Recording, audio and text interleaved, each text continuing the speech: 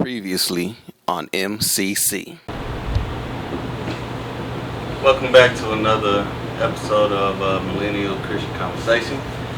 And today we are revisiting the topic of angels and demons. But all of them went to church.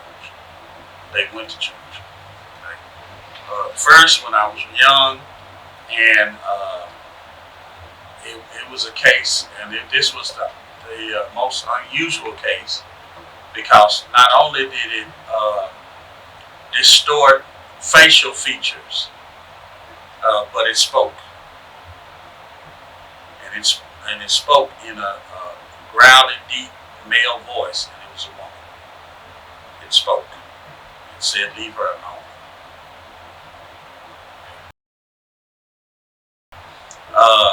Next one was a distortion of facial features, but it never spoke. And it wasn't a distortion like face was torn or twisted, but I did not recognize the person. I knew the person well, and when I came into the room, I spoke and went to look for the person I was looking for, and that was the person. Couldn't recognize her now. And then afterwards, she started acting, and so I recognized what was going on. The other one, known for years, almost 30 years, and it's more of a I've never seen a distortion, never heard of a weird voice or anything. But if you watch the life lived, watch the conversation, watch the kind of destructive things that follow that person and that they're into, it seems obvious to me that is demon possession. And there are times when this person can shout louder than anybody in church.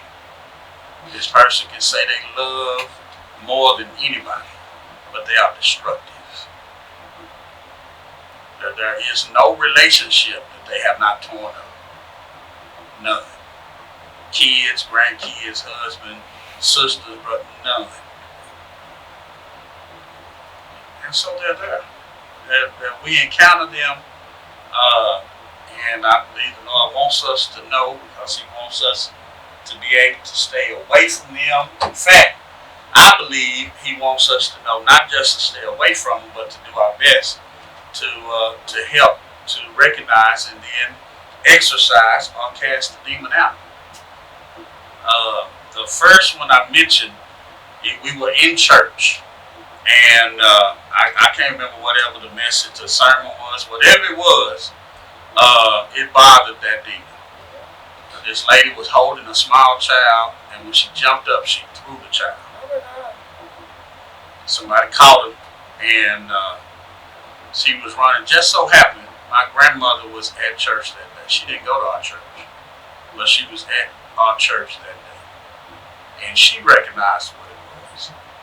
And they pinned her down in the back where we had pews for ushers back then that was separate from the rest of the pews.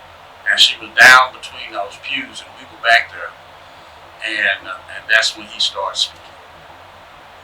And she just prayed and prayed and prayed. And about 10, 15 minutes later, the lady came back to herself. So they're there. They are here. We encounter them. A lot of times we just ignore them. A lot of times, to speak to Darnisha's deal, we embrace them. The second one I talked about, I had them over for dinner. We've been out with them. We embraced them.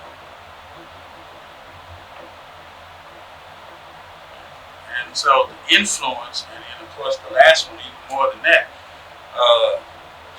just got to recognize that one early.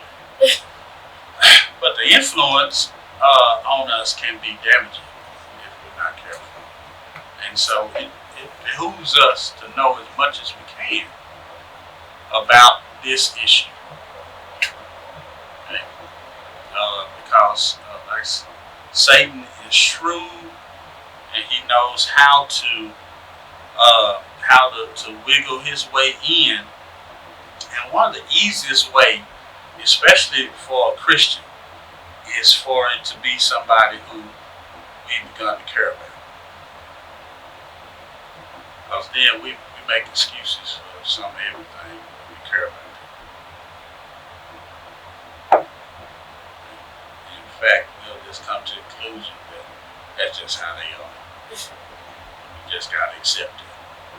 So the demon never left the lady at the church. Yeah, he did. It did leave? Yes. Oh.